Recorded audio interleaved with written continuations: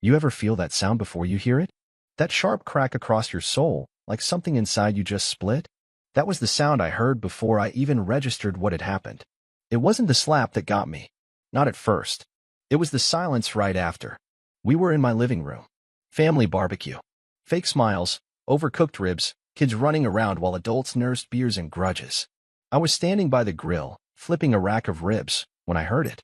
A sudden smack, like flesh on flesh, and then my son, Ethan, just froze. He was 5, barely up to my waist. And he was standing there, red cheek, lip quivering. And standing in front of him, hand still raised, was Matt, my wife's brother. Like father, like son, both are useless. Matt bellowed, laughing like he'd told the funniest damn joke on earth. I didn't move. Not yet. I was still processing. I looked around. My wife, Chelsea, sipped her sangria without blinking. Her mother leaned back in her chair, smirking behind her sunglasses. And her father, Rick, chuckled under his breath and added, well, he needed to learn some shame. Ethan's eyes locked with mine, and that's when I moved. I dropped the tongs, walked over in dead silence. And that's when everything shifted. Because what nobody noticed, what Matt hadn't noticed, was that I had been testing a new wireless speaker system for the backyard. I'd hooked the mic to my shirt earlier when setting it up. I never turned it off. Everything Matt said had just blasted through the backyard's surround sound. The whole block heard. Neighbors peered over fences. The other kids stopped running. Even the birds went quiet. And then, I did what any father would do. I turned to Matt. You have 3 seconds, I said, voice steady, low, dangerous. 3 seconds to apologize before I make you regret ever raising that hand. Chelsea finally stood. Oh, come on, Chris, she scoffed. He was just joking. Your son's always whining. Maybe if you weren't such a... Finish that sentence, I warned. She didn't. Matt didn't apologize. So I grabbed him by the collar and dragged him across the lawn like a sack of garbage.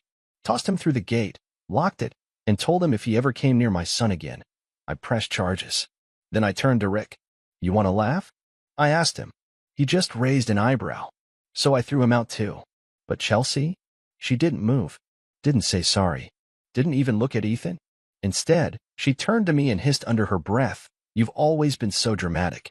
No wonder Matt said what he said. That was the moment. The moment I knew. She wasn't just defending them. She was one of them. And that's when I decided to pull the thread. Because something in her tone wasn't just cold. It was indifferent. Like she was already checked out. Like Ethan and I were nothing more than background noise. So I started watching her. Every day after that. Her late-night gym runs. Her sudden work meetings. Her always locked phone. Her quick exits when I walked into her room. The slap had cracked something open. And I wasn't about to let it close again. Not until I knew the truth. Not until I made them all pay. The next 2 weeks were hell in slow motion. Chelsea went back to pretending everything was fine, like nothing happened. She'd cook dinner with that same fake smile, ask Ethan about school like she hadn't watched him get humiliated, and said nothing. I didn't confront her, not yet. I played along, quiet, controlled. But inside, I was boiling. I knew what I needed. Proof. And it didn't take long to find the first crack. It started with her phone. She used to leave it face up, unlocked, careless. Now it never left her side. Bathroom? Took it with her. Shower? On the sink, screen down. And her password changed. I noticed because I tried to check it one night when she was asleep. For wrong tries, and I gave up, barely. The next clue? Her gym bag. She never worked out before. Then suddenly, she's addicted. Leaves at 8 p.m., back by 10. Comes home looking exhausted but somehow still glowing. I opened the bag when she was at work. No gym shoes. No towel. Just a small pouch of makeup, a bottle of cheap perfume, and a fresh change of underwear. She wasn't working out. She was dressing up. The final nail came from Ethan. He's 5, but kids know when something's off. He crawled into bed with me one night while she was at the gym and said, Mommy doesn't like you anymore. I froze. Why would you say that, buddy? He looked at me with those big, honest eyes. Because she tells Uncle Matt that you're boring and slow and not a real man. I felt something in my chest break. A quiet kind of pain. Not anger, just something deeper. Sadder. She talked to Matt about me behind my back. After what he did. After I defended our son. And Ethan heard it. I waited until she left the next night and followed her. I took Ethan to my sister's place. Said I needed the night to myself. Drove a couple of blocks behind Chelsea's car, lights off. She wasn't heading to the gym. She drove past it, made a few turns through a quiet neighborhood, and pulled into a small cul-de-sac. She didn't even park far from the house. Just got out, checked her makeup in the mirror, and walked up to the door like she belonged there. The man who answered? He was younger. Muscles. Tattoos. No shirt. Chelsea leaned in, whispered something, and he laughed. Then she kissed him. Not a nervous kiss. Not a one-time mistake kiss. A "this has been going on" kiss. I didn't rage. I didn't scream. I just sat there in the dark, gripping the steering wheel, watching my wife disappear into another man's house like our marriage didn't even exist. And I stayed parked across the street until the bedroom light on the second floor turned off. She didn't come out for 3 hours. I drove home with my window down, breathing in the cold night air, trying to make it sting less. But it didn't. It just made it real. The next morning, she walked in like nothing happened. Hair still damp from the shower, humming some pop song under her breath. She kissed Ethan on the forehead and poured herself coffee like she hadn't just spent the night with someone else. I sat at the kitchen table, staring at her. She looked up, finally catching my eyes. "What?" she said, her voice flat, annoyed already. "Did you burn the toast again?" I didn't answer. I just watched her, memorizing every curve of the lie she called a face. She rolled her eyes. "God, Chris, you always do this. Look at me like you're some victim. You're exhausting. Still nothing from me." She sipped her coffee, then added, "You know, you've become dull. You used to have fire. I don't know what happened to you." I leaned forward slowly. "Where were you last night?" She blinked, took a pause, then gave me a fake confused smile. "I told you. Jim. Try again." She set the mug down harder than she meant to. "Don't start this." I leaned in closer, my voice ice. "I followed you." The mask dropped. Her eyes went wide for just a second, then narrowed. "So now you're spying on me? That's real mature." 3 hours in that guy's house. Didn't even bother to park far away. She didn't flinch. Didn't apologize. She laughed. "Oh, wow. So you actually sat outside like a loser all night? Jesus, Chris. You cheated on me." She tilted her head. "Yeah? And what are you going to do about it? Cry? You've been emotionally gone for years." I just pulled the plug. I stood up. She kept talking. "You're not a man, Chris. You're a dad and a paycheck. That's it. And you know what? I don't even feel bad." She walked out of the kitchen and muttered, "Maybe if you were half as exciting as he is, I wouldn't have to find real satisfaction somewhere else." And that was it. No remorse. No shame. She stood there, daring me to scream, to break down, to punch a wall. But I didn't. I walked past her, grabbed my jacket, and left. I drove without a direction, hands trembling on the wheel. Not from rage, but from the sheer weight of it all. The years. The compromise. The trying. The fatherhood. The love I thought I had. She stomped on it like it never mattered. I ended up at my sister's house. Sat on the porch in silence until she opened the door and just hugged me. I finally said the words I had been afraid of for months. "She's been cheating." My sister didn't say, "I'm sorry." She didn't need to. Her silence said more than any words could. And for the first time in years, I didn't feel weak. I felt done. I stayed at my sister's place for a few nights. Ethan was still with her. I couldn't bring him back to that house. Not after what he saw. Not after what I saw. Chelsea sent a few texts, nothing heartfelt, just cold, transactional updates. "He has school tomorrow. Are you bringing him back? You left your laptop charger. We need to talk about bills." Not once did she ask how Ethan was doing. Not once did she say his name. That silence spoke louder than all her lies combined. But the real blow came from Ethan himself. One night, I was tucking him in on the pull-out couch, and he whispered, "I don't want to go back to Mommy's house." I blinked. "Why not, buddy?" She lets the loud man come over. He yells. He smells like smoke. I don't like him. My blood ran cold. The guy she was sneaking around with, she was letting him near my son. While I was gone, she brought him into our home. That was the final line crossed. I didn't say anything to Ethan. Just kissed his forehead and stayed up all night writing down everything. A timeline. Screenshots of her texts. Photos from the night I followed her. Recordings from the smart camera in the living room. Turns out she forgot it was linked to my email. She walked in with him twice, both times dragging Ethan along like luggage. The next morning, I made the call. My lawyer picked up on the second ring. I laid it all out. He didn't even pause. "We file for full custody. No negotiations." I filed that afternoon. Chelsea didn't even bother pretending to be shocked. She came storming into my sister's driveway that evening, red-faced and furious. You're seriously pulling this, she spat, arms flailing. You're gonna take my son from me because I moved on? Moved on. I stepped between her and the front door. You humiliated him. You let your brother slap him, then laughed it off. You didn't defend him. You didn't comfort him. Then you let some tattooed prick scream around him like this was a frat house. He's fine, she snapped. You're just jealous.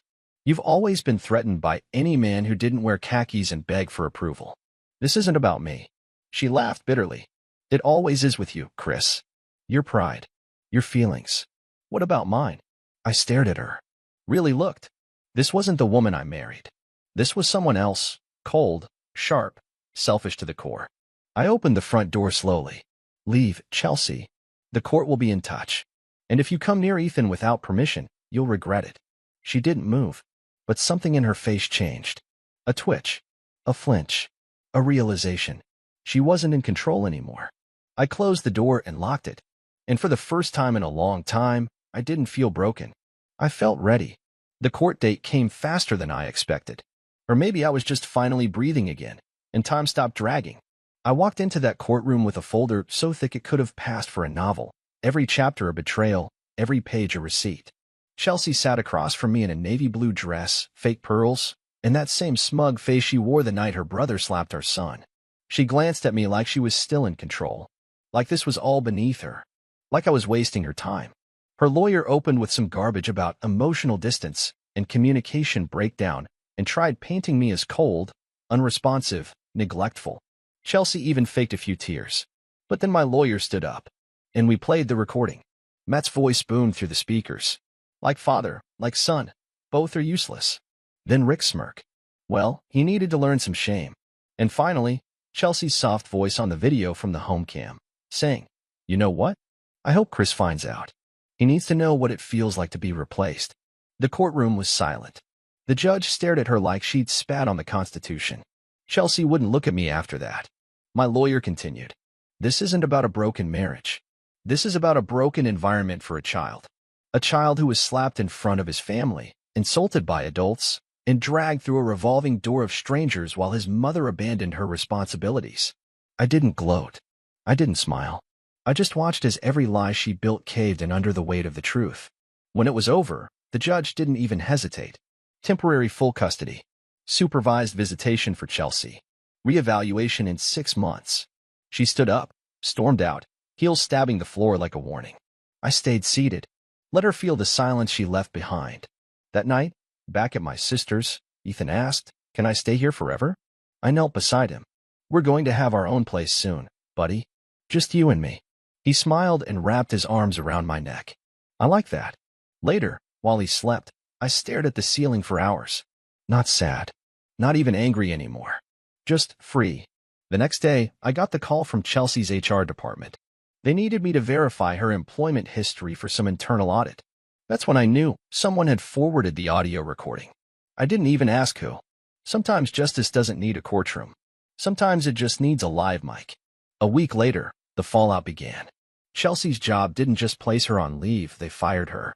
Apparently, that recording spread like wildfire in her office. Someone leaked it to corporate, and once the executives heard her defending a grown man hitting a child while mocking her own husband, it was over. She called me that night. Not to apologize. Not even to beg. Just to scream. "You ruined me," she yelled into the phone. "Do you have any idea what you've done?" I sat in silence, holding the phone away from my ear, letting her rage fill the void she created. She kept going, her voice cracking now. "They're saying I'm a liability, that I'm unfit for client work. You think this is over? You think you won? You're pathetic, Chris. Always have been. You just got lucky." Then the line went dead. I stared at the screen for a moment. No missed calls. No follow-up message. Just the silence she left when she walked out of our marriage long before that slap ever happened. I didn't sleep that night. Not out of stress, but out of reflection. I thought back to the early years. The woman I married wasn't this cruel, was she? Or had I been blind to it all along? Maybe I wanted to believe in her so badly I ignored every red flag, every selfish move, every dig disguised as a joke. But now the mask was off. She wasn't just cold. She was dangerous. I made it my mission to protect Ethan from that version of her at all costs. The next day, I met with my lawyer to tighten things up, document everything, Make sure her visitation terms stayed strict. Supervised. Controlled. The last thing I wanted was Ethan around her in this state. Later that afternoon, Chelsea tried showing up at my sister's place. She banged on the door like a lunatic until the neighbors came outside. My sister recorded the whole thing. "You think you can hide my son from me?" she screamed. "You think some court order's gonna keep me away?" Then she saw the camera. And just like that, she flipped. Crocodile tears. Shaky breath. "A week. I just miss my baby. Why are you doing this to me?" The cops arrived 5 minutes later. She was told to leave. If she came back, she'd be charged with violating the court order. I watched from the upstairs window. Ethan was building Lego castles on the floor. Unbothered. Safe. That night, I realized something. I didn't hate her. She wanted me to. She needed me to. Because if I hated her, then this could still be about emotions. About chaos. But I didn't hate her. I pitied her. Because now, finally, I was calm. And that terrified her more than any screaming match ever could. A month passed. The silence between us became permanent. No calls. No texts. No unexpected knocks on the door. Just the occasional notification from my lawyer, Chelsea, filing appeals, requesting unsupervised visits, trying to claw back some illusion of control. Each time, the court shut her down. I found a new place. Just a small 2-bedroom apartment on the edge of town, but it was ours. Ethan picked out his own bedsheets, Spider-Man, of course, and we spent weekends building forts out of couch cushions and eating cereal for dinner without anyone nagging about crumbs on the floor. The more time passed, the more I noticed Ethan smiling again. Real smiles. The kind that didn't have to tiptoe around tension. He stopped flinching at loud noises. Stopped asking when mommy was coming back. One day, out of the blue, he looked up at me and said, "I like our new home better." I almost cried. Not because of what we lost, but because of what we gained. Freedom. One night, I found an old box in the closet. Inside were wedding photos, anniversary cards, even that dried-up corsage she wore to our engagement dinner. I stared at them for a while, those glossy, smiling lies, and felt nothing. Not hate. Not pain. Just clarity. I threw the box out. No ceremony. No bonfire. Just placed it in the dumpster and walked away. Because I didn't need reminders of a woman who made a sport of disrespecting me, who stood by as her family slapped our child and laughed, who threw away a family for the thrill of being desired by a stranger. And as for her, well, word got around. She tried getting a new job, corporate firm. Didn't last. HR flagged her name. Tried pivoting into wellness coaching on Instagram. That flopped too. Apparently, people don't take guidance from someone whose reputation is Googleable in 2 clicks. She messaged me once more. A voice note. She sounded tired. Hollow. Like the rage finally burned out and left her with smoke and regret. "I made mistakes," she said, pausing. "But you didn't have to destroy me. You didn't have to let them hear the recording. You didn't have to turn Ethan against me." I didn't respond. Because the truth is, I didn't destroy her. She destroyed herself. I just stopped covering for it. And as for Ethan, I didn't turn him against her. He just opened his eyes.